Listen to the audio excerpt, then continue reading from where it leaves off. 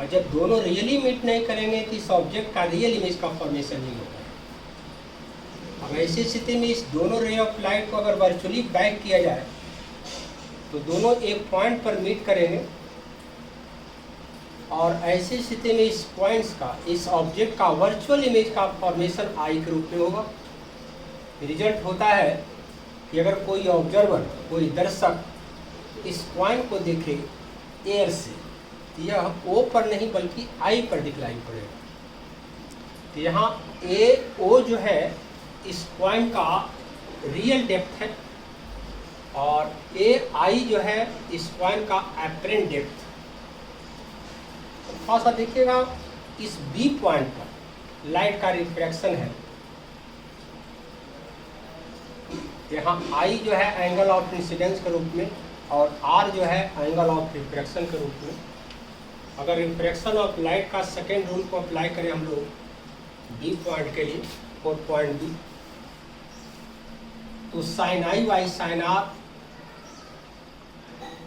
के बीच का जो रेशियो होगा वह एक कांस्टेंट होगा, और उस कांस्टेंट को हम लोग लिखेंगे W mu A. W represent water, A represent air. W mu A means refractive index of air with respect to water. और इस तरह से इस डब्ल्यू म्यू ए यानी refractive index of air with respect to water का जो value होगा, अगर साइन आई का वैल्यू यहाँ से ले लें, यहाँ एक चीज देखिएगा, अगर ए एंगल है आई, तो ये दोनों लाइन जो है एम एन और एम डैश एन डैश दोनों एक दूसरे के पैरेलल होंगे, क्योंकि सेम लेयर पर दोनों परपेंडिकुलर है। इस दोनों पैरेलल लाइन एम एन और एम डैश एन डैश को अगर थर्ड लाइन इंटरसेक्ट करेगा, अगर ये एंगल आई होगा तो ये एंगल भी आई होगा, ये अल्टरनेट पेयर होगा। उसी तरह से इसी दो पैरेलल लाइन को एक थर्ड लाइन इंटरसेक्ट कर रहा है, कौन? आर बी आई, ये आर बी आई एक थर्ड लाइन जो है यह भी इंटरसेक्ट कर रहा है। तो ऐसी स्थिति में इस एंगल का वैल्यू यदि आर होगा तो इसका corresponding pair A B R होगा। तो साइन आई का वैल्यू अगर ट्राइंगल ओ ए बी से डाला जाए तो साइन आई का वैल्यू मिल जाएगा आपको, देख रहे हैं, ए बी परपेंडिकुलर के रूप में और divided by B O hypotenuse के लिए।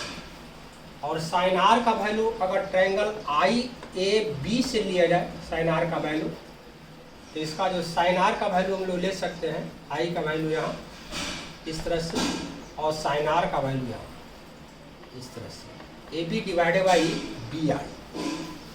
और इस तरह से इसका जो वैल्यू मिलेगा कट हो जाएगा A B B I divided by B O. थोड़ा सा एक यहाँ पर और ध्यान रखना है कि अगर आई और आर का वैल्यू अगर काफ़ी स्मॉल हो, अगर आई का वैल्यू और आर का वैल्यू काफ़ी छोटा लिया जाए, जैसे जैसे आई 0 के करीब पहुँचेगा बी पॉइंट ए के नियरेस्ट होगा, और ऐसी स्थिति में बी ओ का जो वैल्यू होगा ए ओ के बराबर।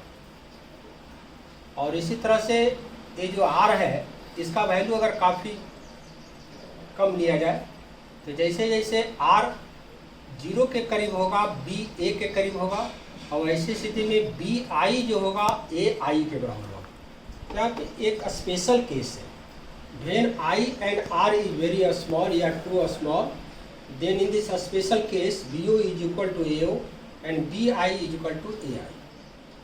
तो इस तरह से W mu A it means refractive index of air with respect to water का जो वैल्यू हम लोगों को मिलता है, तो BI के जगह पर हम लोग यदि AI डालें और ये BO के जगह पर यदि AO डाल दिया जाए, तो W mu A means AI, AI represent apparent depth and किया जाए A mu W refractive index of air with respect to water double to real depth by apparent depth. तो इस तरह से ये 3 फिजिकल क्वांटिटी है, first refractive index, second real depth and third apparent depth. इस तीनों के बीच हम लोग को एक रिलेशन मिलता है, और इस तीनों में से अगर कोई भी दो अगर दिया रहे तो थर्ड के वैल्यू को निकाला जा सकता है। That's all.